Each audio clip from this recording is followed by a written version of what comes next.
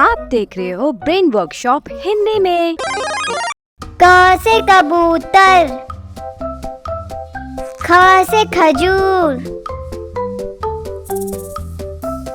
ग से गाड़ी, घ से घड़ा, ड खाली,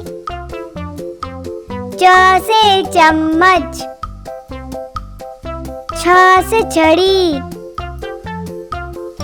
ज से जहाज, झ से झरना, य खाली, ट से टमाटर, ठ से ठेला, ड से डमरू, ढ से ढक्कन, अणा खाली, त से तराजू, थ से थर्मस, द से दवात, ध से धनुष, न से नारियल,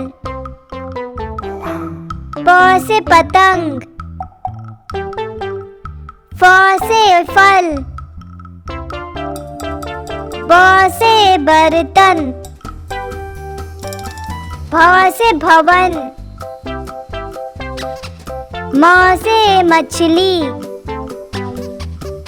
य से यज्ञ, र से रस्सी, ल से लड्डू, व से वकील, श से शलजम, ष से षटकोण,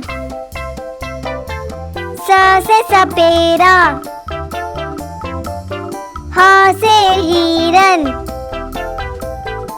श से क्षत्रिय, ध से त्रिशूल, ज्ञ से ज्ञानी। हाय बच्चों,